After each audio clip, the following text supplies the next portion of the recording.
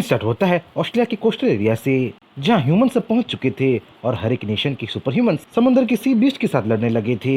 वैसे इन सारे सी बीस्ट को डार्कनेस ने ही समन किया था, क्योंकि इंसान डीमोनिक ट्री को हेल्प करने के लिए वहां आए थे।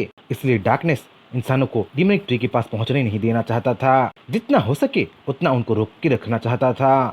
उन सारे सी बीस्ट में सी किंग्स भी थे, जो कि इंसानों को, इंसानी सुपर ह्यूमंस को कड़ी टक्कर दे रहे थे। इसलिए उनके साथ मुकाबला करने के लिए कुछ ट्रांसेंडेंटल सुपर ह्यूमंस आए थे, जैसे कि मैग्नीटो और बिशप सी किंग्स को पछाड़ने की औकात रखते थे।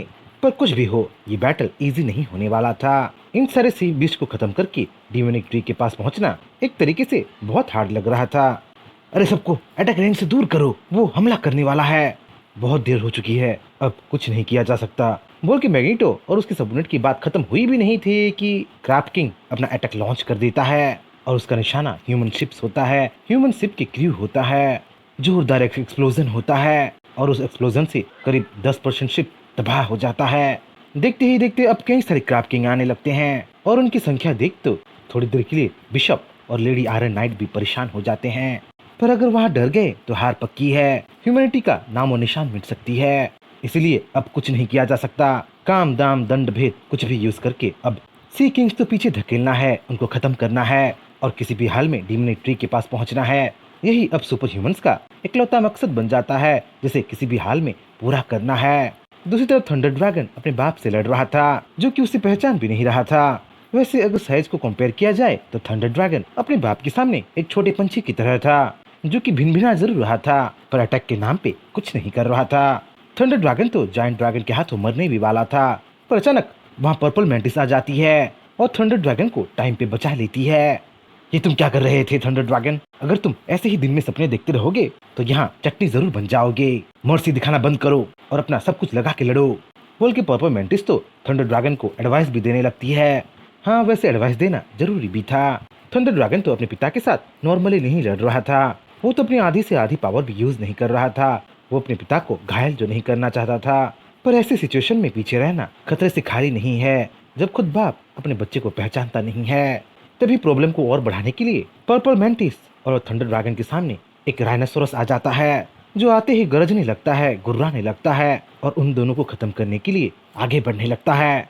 वैसे लैंगफैंग जो रेड आर्मी लेके आया था, वो ऑस्ट्रेलिया में भयंकर तबाही मचा रहे थे। कई सारे ऑस्ट्रेलिया के बीच को अब चबा के रख चुकी थी।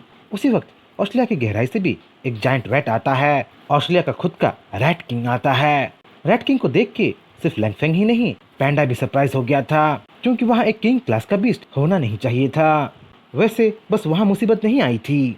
बुल डीमन, आर्टिक स्नोबेयर और दूसरे बीस्ट जिस ऑस्ट्रेलिया से लड़ रहे थे, वही ऑस्ट्रेलिया अचानक इवॉल्व होने लगता है। अपने मोथरा जैसे बीस्ट के रूप में वो अब आने लगता है। देखते ही देखते अब सारे ऑस्ट्रेलिया इवॉल्व होने लगते हैं, मानो कोई चेन रिएक्शन वो कर रहे होते हैं। सोचना भी मत कि मैं तुमसे डर रहा हूँ। मैं तुमसे पहले भी लड़ा था और इस बार भी लड़ूंगा और इस बार तो मैं तुम्हें जरूर खत्म करूंगा, बोल के पैंडा तो अब ऑस्ट्रेलिया को लड़कालने भी लगा था।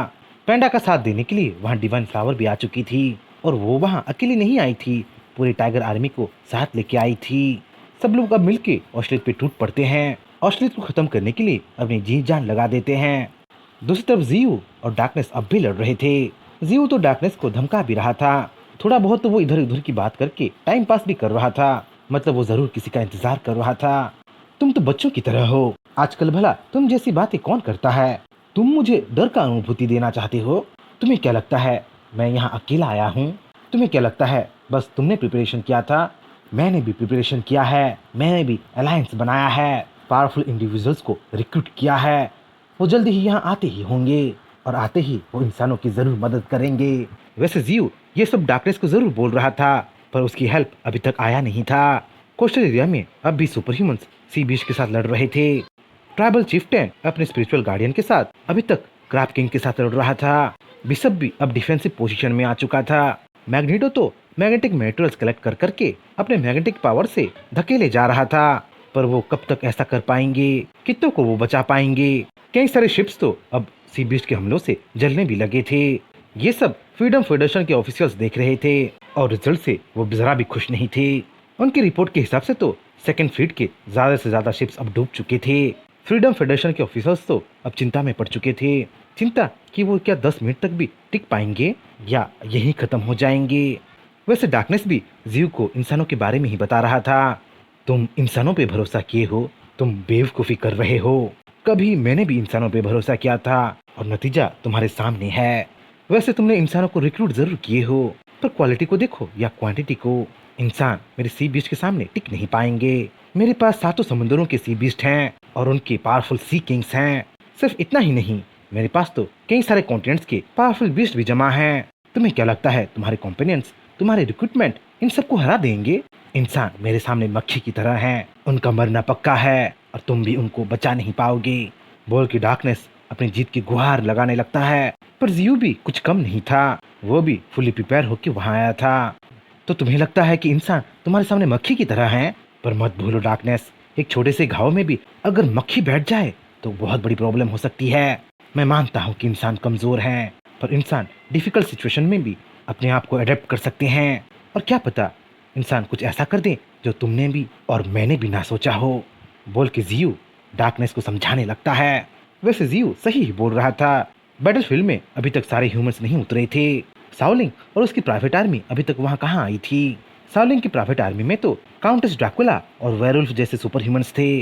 वैसे बैटलफील्ड में अभी तक ऑर्का और 5 हेडेड स्नेक मतलब हाइड्रा भी नहीं आई थी। वो लोग तो समुद्र के अंदर मदद ढूंढने के लिए गए थे, कई सारे सी ट्राइब्स को इकट्ठा करने के लिए गए थे। अगर वो लोग आएंगे तो उनके साथ वो सारे सी ट्राइब्स भी आएंगे। वैसे व्हाइट जेल एलिफेंट का क्या हुआ? वो भी तो अभी तक बैटलफील्ड में नहीं उतरा था। कुछ भी हो, बहुत बड़ी बैटल अभी तक होना बाकी था।